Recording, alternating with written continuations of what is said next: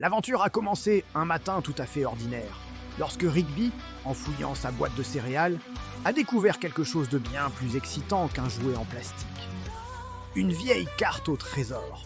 Elle promettait rien de moins que le trésor légendaire du roi Snakaton. L'imagination de Gumball s'est immédiatement enflammée. Il se voyait déjà faire des brasses dans une piscine de chips, un rêve absolu. Sans perdre une seconde, il a officiellement fondé l'équipe d'aventuriers intrépides.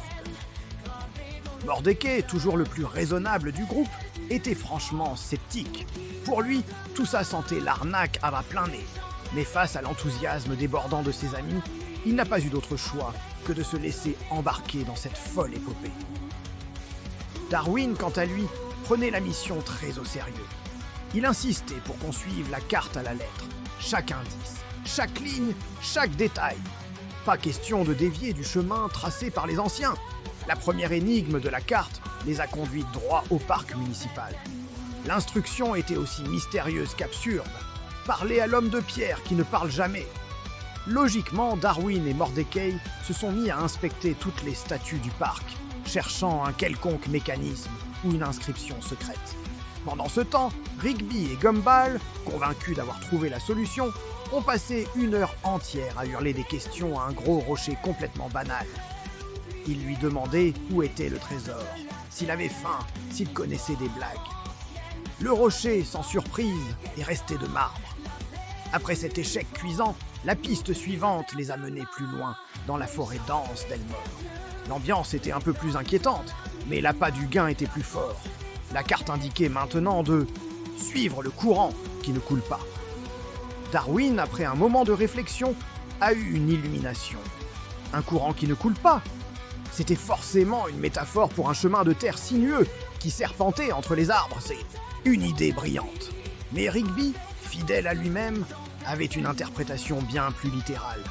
Pour lui, si un courant ne coulait pas, c'est qu'il était souterrain.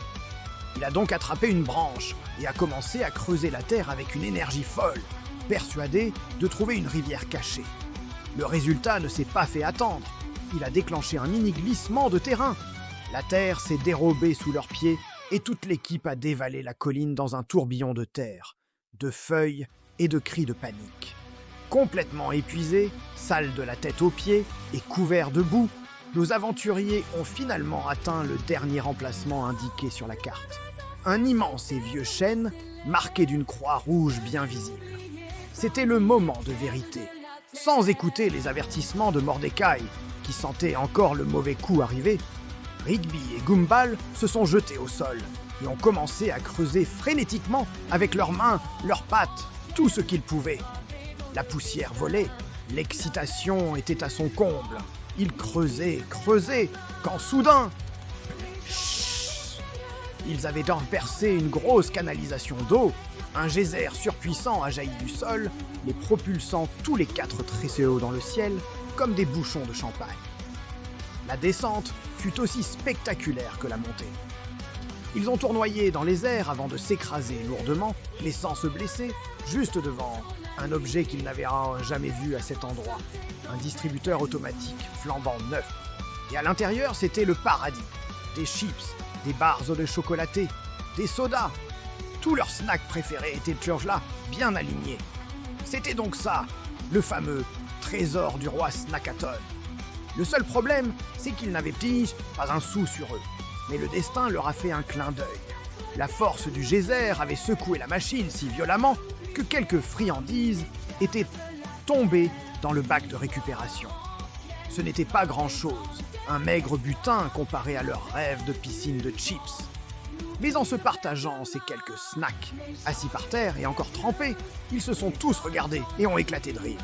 Finalement, cette aventure chaotique et pleine de rebondissements valait bien plus que tous les trésors du monde. Merci d'avoir regardé cette histoire jusqu'au bout. Si vous avez aimé, n'oubliez pas de laisser un pouce bleu et de vous abonner pour ne pas manquer nos prochaines aventures. À très bientôt.